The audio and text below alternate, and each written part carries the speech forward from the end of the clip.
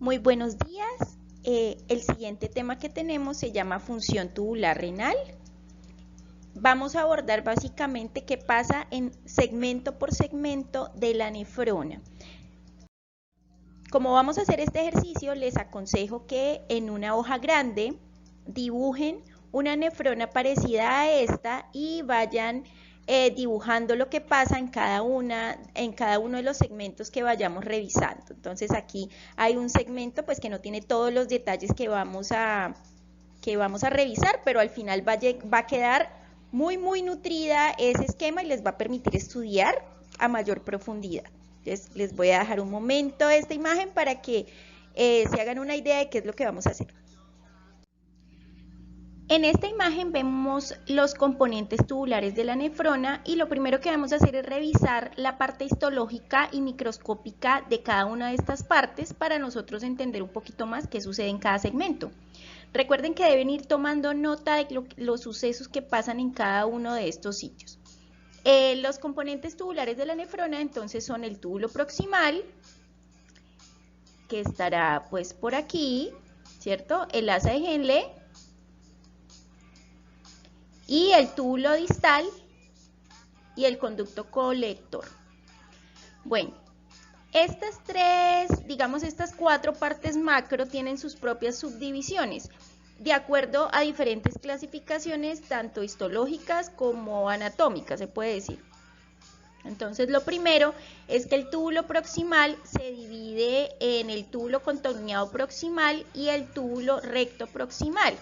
También hay otros tipos de clasificaciones donde por sus características microscópicas, entonces lo dividen en tres segmentos, S1, S2 y S3, y esa subdivisión tiene que ver no por sus características anatómicas microscópicas, sino por sus características celulares. Es decir, que esos tres segmentos tienen células que tienen diferencias celulares y más adelante lo vamos a ver. El segundo segmento será el asa de Henle, que tiene tres subdivisiones. El asa descendente fina del asa de Henle, que sería pues esta, la rama ascendente fina, que sería esta, ¿cierto?, del asa de Henle, y el asa ascendente gruesa. Ese sería el asa de Henle. En cuanto al túbulo contorneado distal, en la literatura clásica no hacía mucho énfasis sobre las subdivisiones que tenían, pero hoy en día lo subdividimos en tres segmentos con base en estudios ya de ultraestructurales. Entonces lo dividimos en el túbulo contorneado distal, el túbulo de conexión y el túbulo colector inicial. ¿Sí? Esto sería el túbulo distal clásico. Y finalmente tenemos el túbulo colector, que lo podemos subdividir en tres partes: el túbulo colector cortical, el túbulo colector de la médula externa y el túbulo colector medular interno.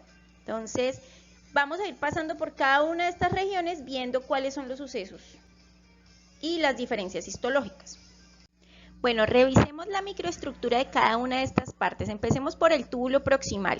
Entonces, el túbulo proximal, como dijimos, puede dividirse en dos partes si uno quiere: el tubo contorneado proximal y el tubo recto proximal. Es obvio en el dibujo que hay diferencias en el tipo de células y la ultraestructura. Si nos vamos a la ultraestructura, entonces habría tres segmentos: S1, S2 que no aparece acá y S3.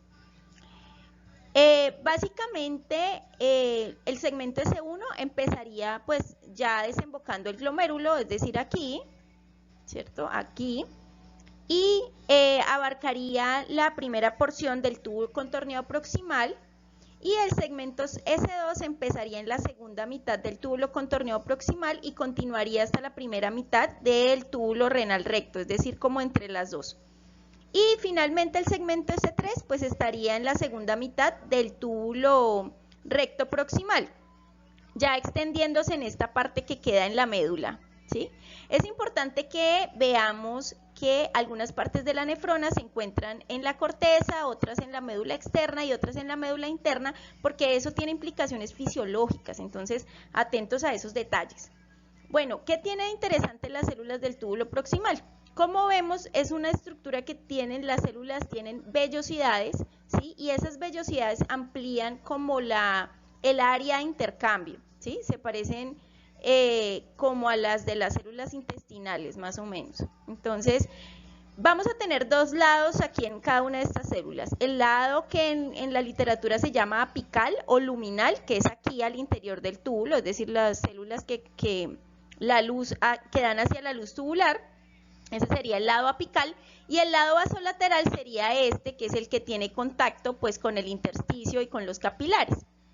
¿Sí? Importante eso para cuando hagan sus lecturas, tenerlo claro, porque si no, no se pierde. Básicamente, como están tan amplificadas por las vellosidades, digamos que ese aumento del área apical está muy correlacionada con la función que tiene el túbulo proximal, que es donde más se genera reabsorción de sustancias. Ahorita más adelante lo vamos a ver. Y cada una de estas células pues tiene unos cilios y unos cilios centrales que pueden detectar pues como el flujo y sobresale de este polo apical. Digamos que esas son como las características más importantes. Observemos que las más activas metabólicamente son las del segmento S1, y cuando llegamos al segmento S3 ya las células han perdido tamaño y han perdido cilios. Eso es importante porque quiere decir que las más activas metabólicamente, que tienen más funciones, pues serán las del segmento S1 del túbulo contorneado proximal. Igual eso ya lo vamos a ver más detalle, a más detalle. Bueno, llegamos a la parte número 2, que sería aquí el asa de Henle con sus tres porciones: asa descendente fina, ascendente fina y ascendente gruesa. Observemos el tipo de células que tienen. En comparación al segmento S3 del túbulo proximal, estas células van perdiendo, digamos que son más planas, no tienen cilios, son mucho menos complejas y tienen menos mitocondrias que las células del túbulo proximal. Eso es algo que no mencioné. Las células del túbulo proximal en la parte basolateral son muy nutridas de mitocondrias, que les permite generar un gran gasto energético, ¿cierto? Eso es algo que es importante. Aquí ya las mitocondrias son más escasas, ¿sí?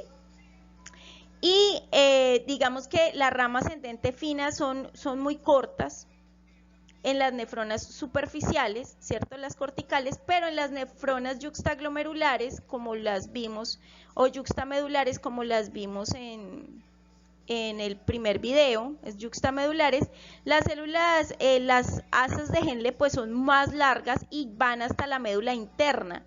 Entonces esto es algo que es bien interesante, ¿no? Entonces recuerden que esas asas de Henle, su primordial función es concentrar la orina, es decir, reabsorber la mayor cantidad de agua que se pueda. Entre más larga sea una nefrona, pues más oportunidad va a haber de que reabsorba agua. Básicamente la asa de Henle termina cuando empieza el túbulo distal, que es cuando comienza la mácula densa, ¿cierto? Básicamente.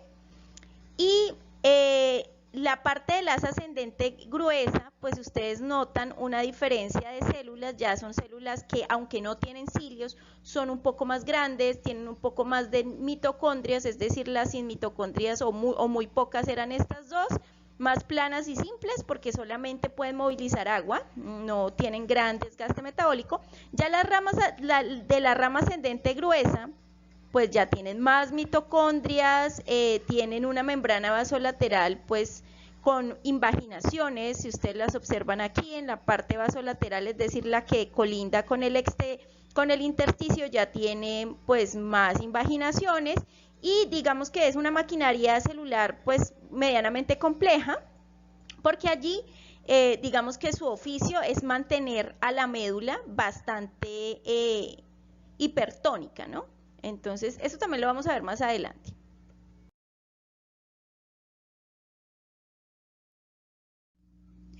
Llegamos al túbulo distal clásico. Recuerden que este túbulo distal queda prácticamente todo en la corteza de la mayoría de las nefronas. Eso es algo importante a nivel funcional.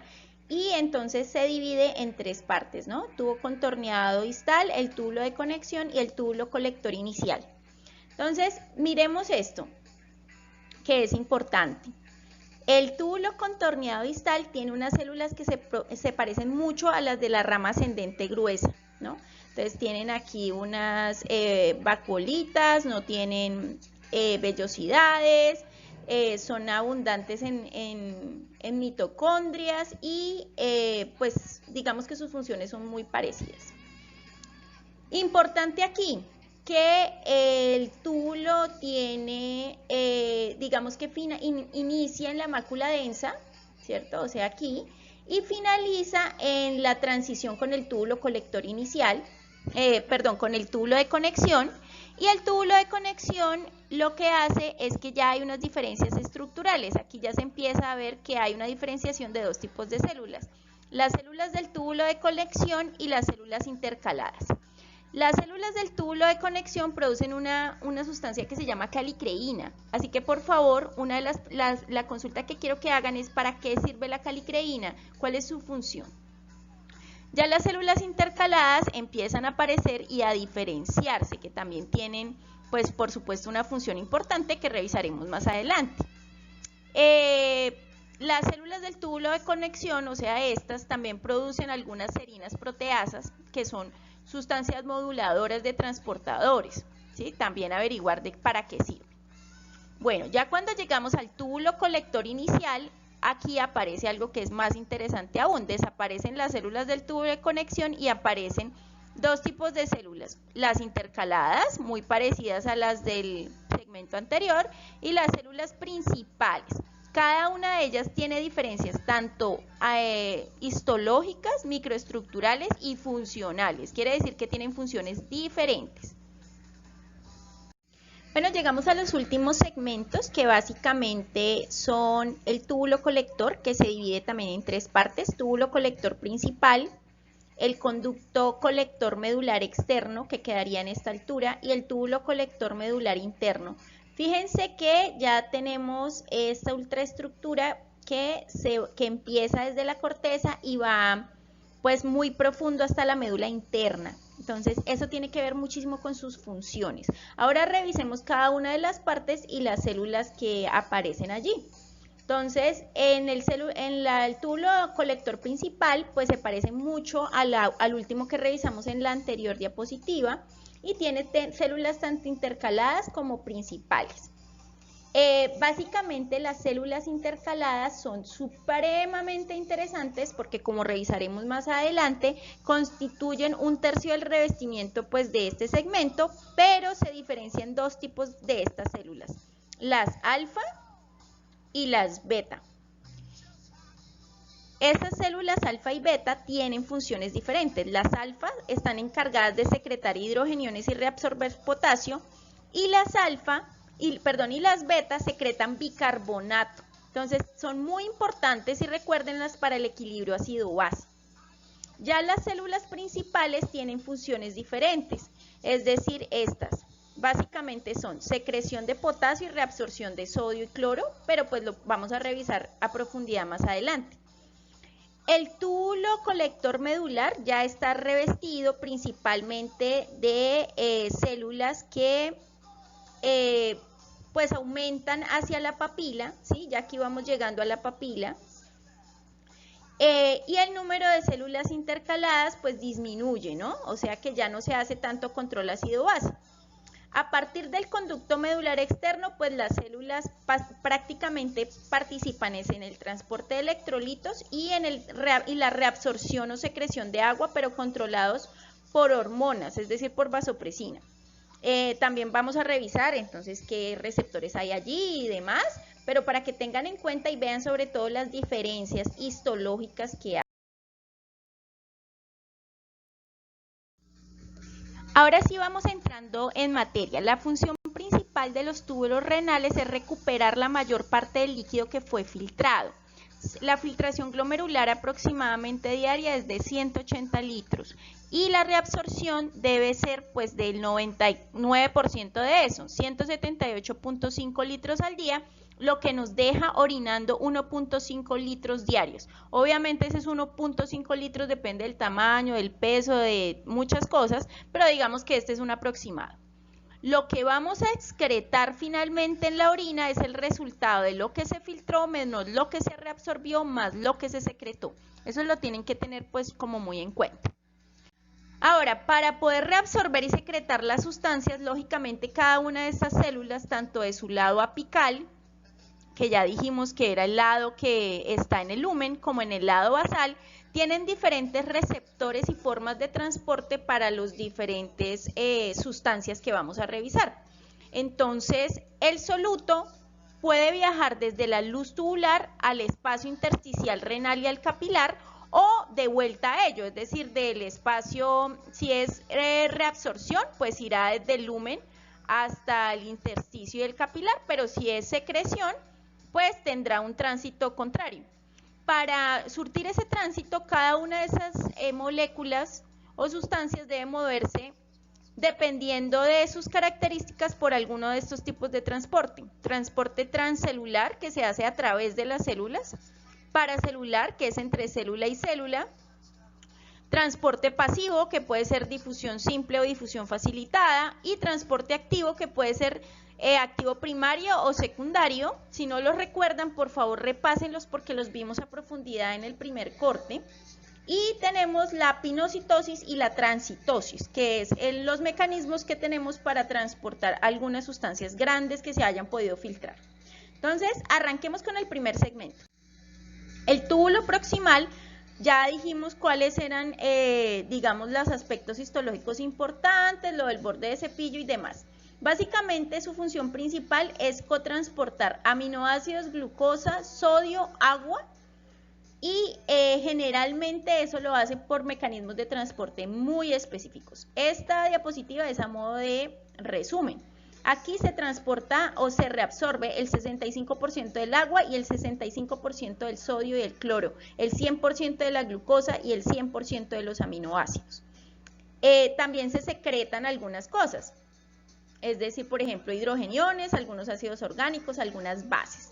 Así que vamos a verlo con detenimiento. Muy bien, en cuanto al agua y el sodio y otros solutos, entonces los aminoácidos y algunas proteínas que se hubieran podido colar se reabsorben por pinocitosis. Los aminoácidos que están solos se cotransportan con sodio y el agua pues se reabsorbe a través de acuapurinas de tipo 1, sobre todo. Observemos la osmolaridad del líquido en este punto en el túbulo proximal y estamos aquí en S1 todavía.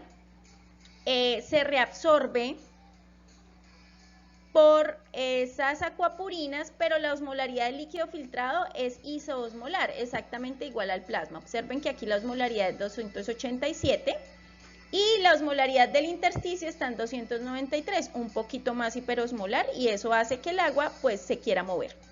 Ahora, también tenemos otras cosas para hacer mover el agua por ósmosis. Observemos aquí, seguimos aquí en S1, y estos son algunos de los cotransportadores conocidos o formas de cotransporte que tenemos para los aminoácidos. Entonces, el más popular, por supuesto, es el cotransporte con sodio, ¿sí? Pero como veremos aquí, estos son los más reconocidos que tenemos. Esta sería la parte apical y esta es la parte basal.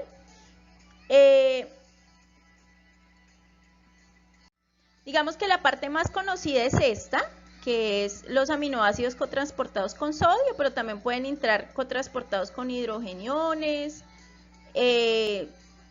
digamos en cotransporte con otros aminoácidos, como en este caso, o cotransportados con sodio e hidrogeniones. Digamos que hay varias formas de transporte, pero estas son como las más importantes.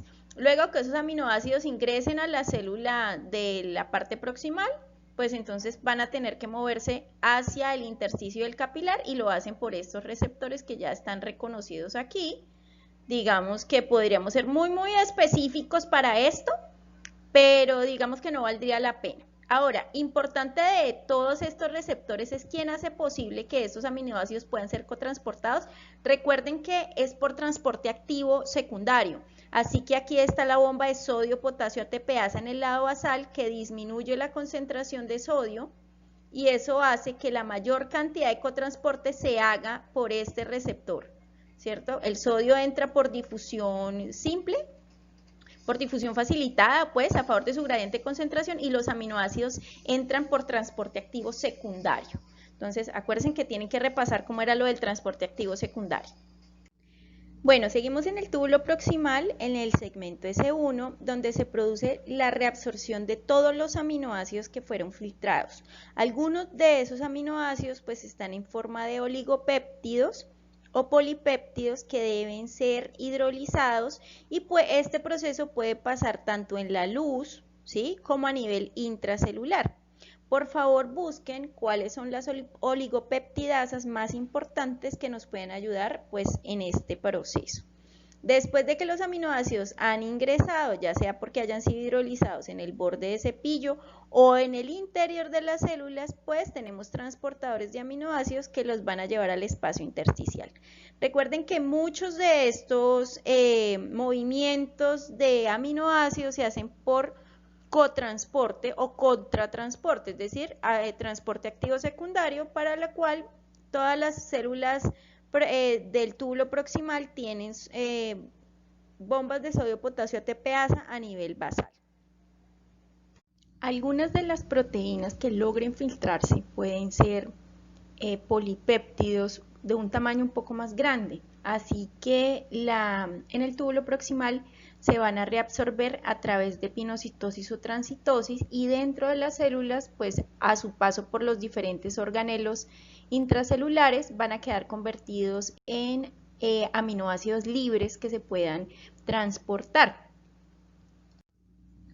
En el caso del sodio, se reabsorbe bastante en el túbulo proximal, y este mecanismo es posible por la presencia de bombas de sodio-potasio ATPasa a nivel basal que disminuyen la concentración de sodio y hacen posible el transporte de sodio a favor de su gradiente de concentración, y ese gradiente de concentración facilita el tránsito de sustancias como la glucosa a través de la abundante presencia de receptores GLUT2 y de otras sustancias como aminoácidos, piruvato, lactato, fosfatos.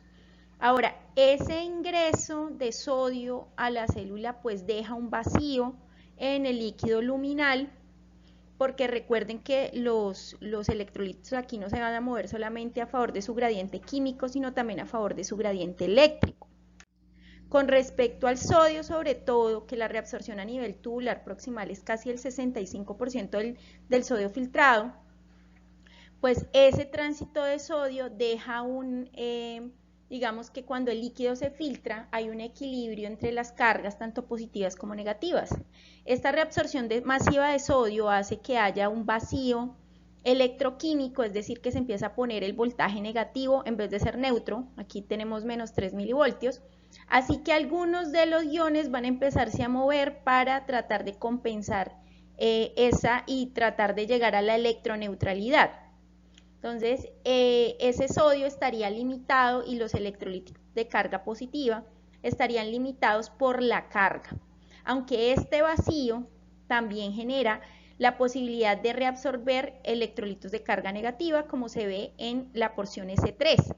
Entonces, si observamos un momento, el movimiento de sodio se hace por difusión simple o facilitada, es decir, por transporte pasivo, pero cuando la célula quiere mandarlo al lado basal, es decir, al intersticio, pues ya le toca usar transporte activo, ¿sí? Transporte activo para poderlo primario, para poderlo sacar de la célula.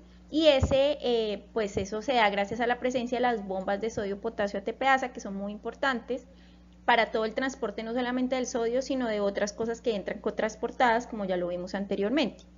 Para no dejar de tener en cuenta esta parte de las diferencias electroquímicas que hay en cada uno de los segmentos, sobre todo el sodio, que participa en el transporte de otras sustancias, pues tenemos esta tabla que nos muestra más o menos los cambios electroquímicos a lo largo de todos los segmentos. Entonces, observemos que en el túbulo proximal, la concentración de sodio después de que pasa hacia otros segmentos, pues se disminuye bastante, ¿verdad? Y sí se van creando cambios en el voltaje transepitelial cuando ingresan y salen, tanto se reabsorben como se secretan diferentes electrolitos que tienen cargas tanto positivas como negativas. Entonces, para que lo vayan teniendo en cuenta, cuando se genere algún movimiento, pues eso va a dejar un vacío. Si se reabsorben demasiados iones positivos, pues el lumen va a quedar con carga negativa, como pasa acá, y eso después va a generar que los iones negativos sean reabsorbidos o que se devuelvan por transitosis algunos iones positivos para generar o estar más o menos equilibrados. Obviamente no se logra, como ustedes observan aquí, pero digamos que eso genera también, ayuda a generar los movimientos de los electrolitos. Entonces, para que ustedes como que lo tengan en cuenta.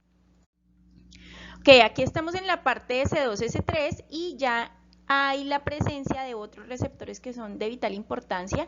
En este segmento hay transitosis o movimientos por transitosis, es decir, entre célula y célula, de cloro y sodio. Digamos que los espacios entre célula y célula del túbulo proximal se le llaman espacios intercelulares y generalmente pues están unidos por uniones adherentes y receptores que se llaman claudinas.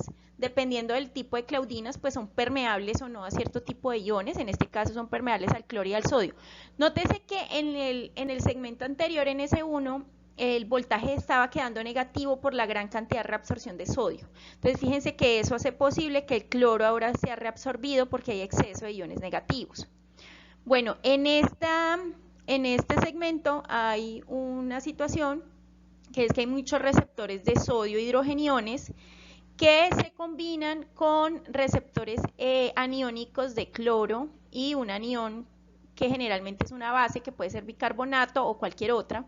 Entonces esto nos permite reabsorber el cloro. ¿Cómo es? Pues resulta que al disminuir la concentración de sodio intracelular generada por la presencia de las bombas de sodio y potasio ATPasa, el sodio entra por difusión pues facilitada, cotransportando hidrogeniones. La salida de estos hidrogeniones al lumen lógicamente podría causar acidez, pero se unen con aniones presentes en el líquido luminal, que pueden ser fosfatos o bicarbonato. Para lograr que estos aniones estén presentes, el cloro es ingresado, cotransportado por cualquiera de estos aniones. Pero estos movimientos, ¿para qué son? Para poder reabsorber cloro. Recuerden que ha quedado un vacío allí de un exceso de iones negativos. Así que estos van a intentar entrar por varios mecanismos y este es uno de esos mecanismos. Entonces, generalmente en esta parte lo que tenemos es en S3 mayor reabsorción de cloro. También se reabsorbe una cantidad importante de magnesio, más o menos el 15%, de calcio y de potasio, y la carga y el lumen empieza a quedar positivo. Aquí vemos cómo es el tránsito del cloro. El calcio en este punto solo se transporta a nivel transcelular, es decir, no hay cotransportadores reportados allí de cloro. Y el transporte de cloro pues se transporta de dos maneras, ya explicamos uno, que es con base en todo este teje-maneje y a nivel transcelular. ¿Sí? Ahora, eso se ha podido porque también hay un movimiento ahí de bicarbonato en el segmento S1, hay una gran reabsorción de bicarbonato y eso nos ayuda también a, digamos, el movimiento de cationes. Entonces, observen que toda la reabsorción de sodio dejó un espacio negativo, ¿sí? Y aquí ya tenemos, pues, se genera un movimiento de cloro, de bicarbonato, aquí hay menos bicarbonato y aquí hay, pues, más cloro que va a empezar a ser reabsorbido por estas diferentes digamos, mecanismos.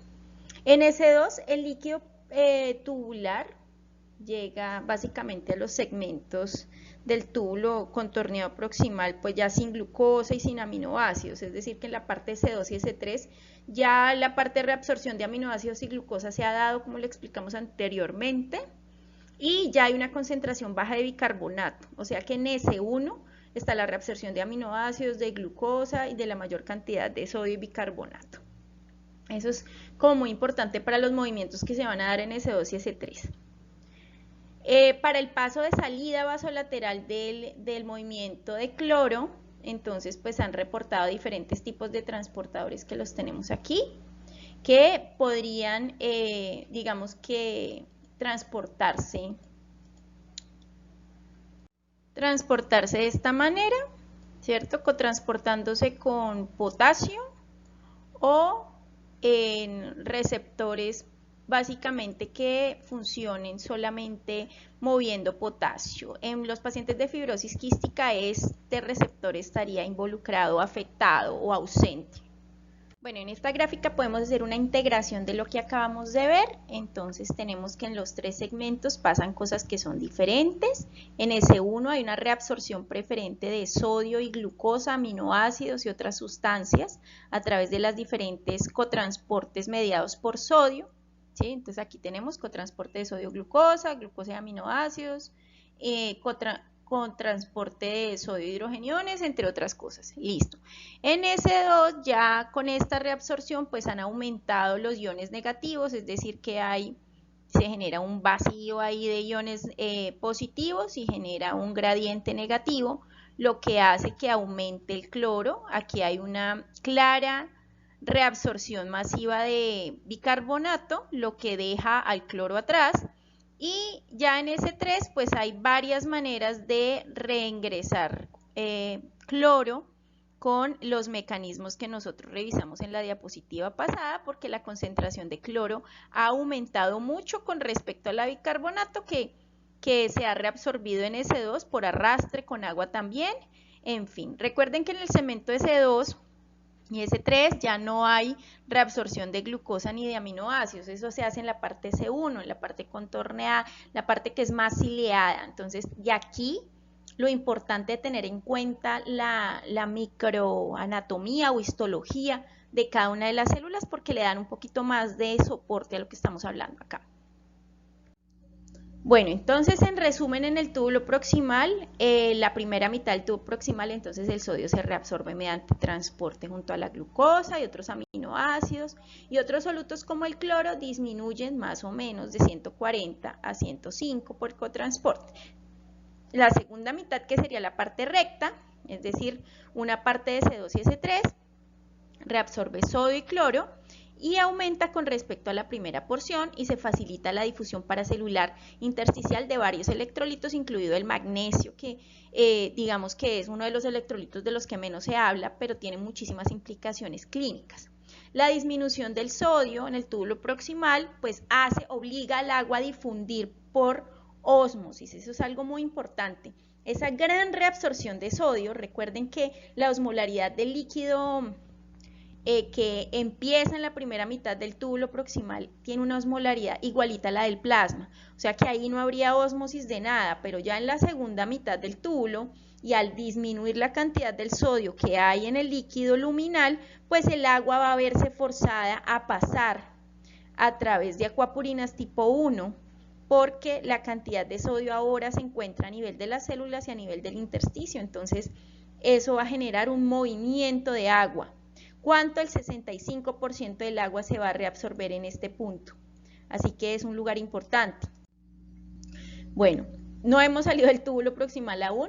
Eso es a modo de resumen para que la tengan clara. El 80% del bicarbonato se reabsorbe en esta parte y pues el agua también el 65%. Y más o menos las cosas quedarían así. Glucosa y aminoácidos después de salir del túbulo proximal quedan casi que en ceros. El bicarbonato baja considerablemente porque fue reabsorbido, pero la osmolaridad se mantiene. ¿Por qué se mantiene estable igual a la del plasma? Porque se reabsorbió sodio, pero también se reabsorbió agua. Entonces la relación soluto-solvente queda igual. La creatinina se secreta, entonces ahí vemos alguna, digamos, secreción de creatinina. Y la urea, pues ahí tiene un movimiento de secreción, pero pues es algo pobre. Luego la vemos, digamos, la urea solita, porque esa sí tiene unas implicaciones importantes. La reabsorción de solutos pues crea gradientes osmóticos, lo que le decía, para el agua. Entonces así es que puede ser reabsorbida por el gradiente osmótico. Quiere decir que si no hay reabsorción de sodio, pues tampoco podría haber reabsorción de agua. Digamos que la presencia de vasopresina solo afecta la reabsorción de agua en el túbulo colector y la vamos a hablar luego. En esta parte la vasopresina no tiene ninguna influencia, las acuapurinas 1 simplemente son poros que están allí y que le hacen caso, digamos, que a la osmolaridad. En esta parte hay secreción de algunos aniones orgánicos, tenemos sales biliares, oxalatos, uratos y algunas catecolaminas. También si el paciente ingiriera fármacos, este sería el lugar donde hubiera secreción de concentraciones de toxinas y fármacos como AINES, ¿no? Entonces averigüen qué son los AINES, eso sería bueno. Bueno, vamos a dejar hasta aquí para que no se nos haga demasiado largo la función tubular, así que en el próximo video seguiremos explicando los segmentos. Muchas gracias.